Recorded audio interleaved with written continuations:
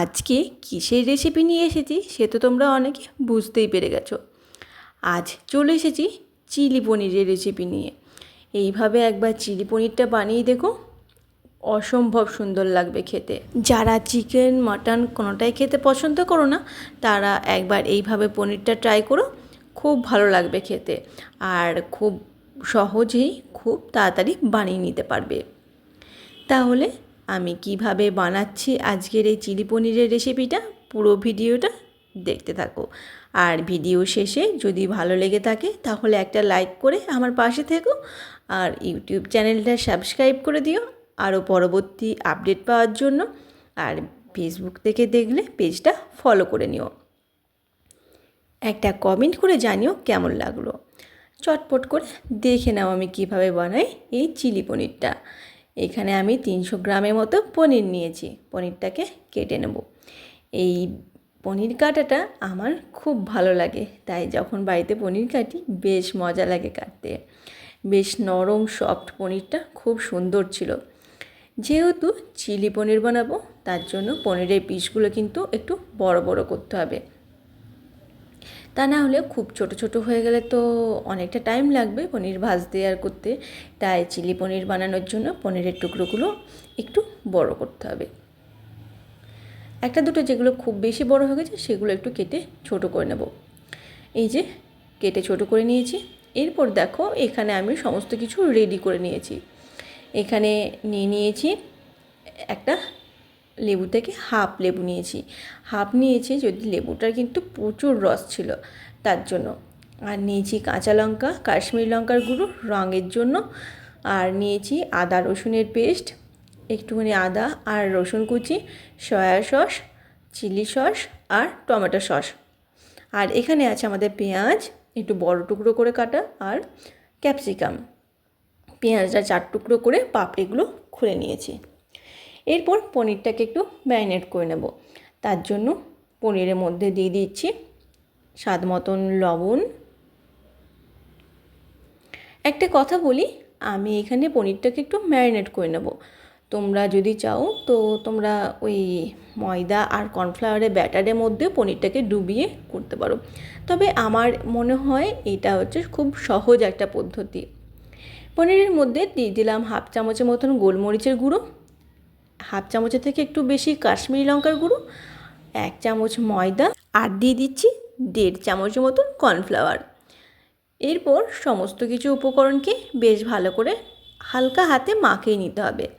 হালকা করে মাখিয়ে নিতে হবে এই জন্যই, কেননা এখন যদি খুব বেশি জোরে বা কিছু করা হয় তাহলে কিন্তু পনিরের টুকরোগুলো আমাদের ভেঙে যেতে পারে। তাই খুব হালকা করে স্লোলি পনিরের গায়ে কোটিংটা আমাদের করে নিতে হবে। এইভাবে নাড়াচাড়া করলেই ময়দা আর কর্নফ্লাওয়ারের কোটিংটা আমাদের হয়ে যাবে। পনিরের গায়ে যে জলটা আছে আর লেবুর রস দিয়েই ব্যাপারটা হয়ে যাবে। দাঁড়াও, আদা রসুনের পেস্টটা তো দিতেই ভুলে গেছি।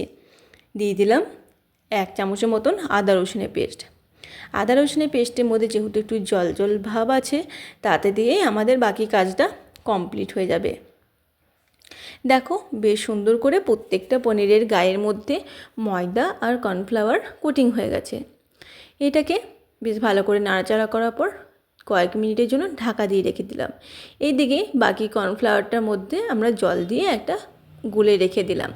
ওই 2 টেবিল চামচের মতন কর্নফ্লাওয়ার ছিল, সেটাকেই জল দিয়ে গুলে একটা সাইডে রেখে দিচ্ছি। এতে করে কাজটা একটু এগিয়ে রইল। এরপর কড়াইয়ে বেশ কিছুটা সাদা তেলকে গরম করে যে পনিরের টুকরোগুলো রেখেছিলাম ম্যারিনেট করে সেগুলোকে ভেজে নেব। একটার সাথে একটা যাতে না লেগে যায় সেটা খেয়াল রেখে একটু দূরত্ব বজায় রেখে পনিরগুলোকে দিতে হবে। ঠিক এইভাবে সুন্দর করে সাজিয়ে নিয়েছি। একটা পিঠ হয়ে গেছে, অপর পিঠটা পাল্টে নিচ্ছি। আর কাশ্মীরি লঙ্কার গুঁড়ো দেওয়ার জন্য কালারটা কিন্তু খুব সুন্দর এসেছে। একটা ব্যাচ ভাজা কমপ্লিট হয়ে গেছে, এবার অপর ব্যাচটা ভেজে নিলাম। দেখো একটা পনিরের সাথে কিন্তু একটা লেগে নেই, আর পনিরগুলো পকোড়াগুলো খুব সুন্দর হয়েছিল খেতে। কড়াইয়ে দিয়ে দিচ্ছি সাদা তেল। সাদা তেলের মধ্যে দিয়ে দিচ্ছি রসুন কুচি, আদা কুচি, কাঁচা লঙ্কা কুচি, হালকা করে একটু তেলের মধ্যে এপিট ওপিট করে নিয়েই দিয়ে দেবো কেটে রাখা পেঁয়াজ। রসুন আদা খুব বেশি ভাজার প্রয়োজন নেই, হালকা একটা মিষ্টি ফ্লেভার বেরোলে কেটে রাখা পেঁয়াজ যোগ করে দেব। পেঁয়াজটাকেও এপিট ওপিট একটু করে নাড়াচাড়া করা পরে দিয়ে দিলাম ক্যাপসিকাম। এই চিলি চিকেন বা চিলি পনিরের এইসব রেসিপিটার জন্য পেঁয়াজ বা ক্যাপসিকাম খুব বেশি ভাজার প্রয়োজন নেই। দিয়ে দিলাম স্বাদ মতন লবণ। লবণটা দেওয়ার জন্য আমাদের সবজিগুলো একটু নরম হয়ে যাবে। এপিট ওপিট বেশ ভালো করে নাড়াচাড়া করে নেওয়ার পর এখানে দিয়ে দিচ্ছি হাফ চামচের মতন গোলমরিচের গুঁড়ো, 1 চামচের মতন কাশ্মীরি লঙ্কার গুঁড়ো, হাফ টেবিল চামচ সয়া সস, 1 টেবিল চামচ চিলি সস আর 4 টেবিল চামচ টমেটো সস। সসগুলোকে দিয়ে একটু এদিক ওদিক নাড়াচাড়া করে নেওয়ার পর দিয়ে দেব যে কর্নফ্লাওয়ার গুলে রাখা জলটা সেটা। তোমরা চাইলে সসগুলো কিন্তু একটা বাটির মধ্যে নিয়ে জল দিয়ে একটু গুলেও দিতে পারো। আমি ডাইরেক্ট কড়াইয়ের মধ্যে দিয়ে এই যে কর্নফ্লাওয়ারের জলটা সেটা দিয়ে দিলাম। ব্যাস, এবার আমাদের কাজ শেষ। সমস্ত কিছু উপকরণকে এদিক ওদিক একটু নাড়াচাড়া করে নেওয়ার পর দিয়ে দেব অল্প একটু জল, একটু পাতলা করার জন্য, কেননা আমি এখানে তো ড্রাই চিলি পনির বানাচ্ছি না, তাই একটু গ্রেভি রাখার জন্য জলটা দিয়ে দিলাম। দিয়ে দিচ্ছি 1 চামচের মতন চিনি।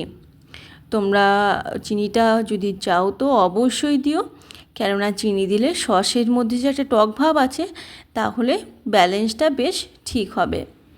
তাই চিনিটা দেওয়ার পর একটু ফুটিয়ে নেওয়ার পরেই দিয়ে দিয়েছি ভেজে রাখা পনিরের টুকরোগুলো। তাতে করে পনিরটা একটু দিয়ে ফুটিয়ে নিলেই আমাদের রেডি হয়ে যাবে চিলি পনির। খেতে অসম্ভব সুন্দর হয়, আর ওই লেবুটার ফ্লেভারটা কিন্তু বেশ বেরোচ্ছিল। এরপর উপর থেকে দিয়ে দেব কুচি করে নেওয়া কাঁচা লঙ্কা। আমার কাছে স্প্রিং অনিয়ন ছিল না, তো তোমাদের কাছে যদি থাকে তাহলে স্প্রিং অনিয়ন কাঁচা লঙ্কা ছড়িয়েও তোমরা গার্নিশিংটা করতে পারো। দেখো কতটা সুন্দর হয়েছে, কতটা লোভনীয় দেখতে লাগছে।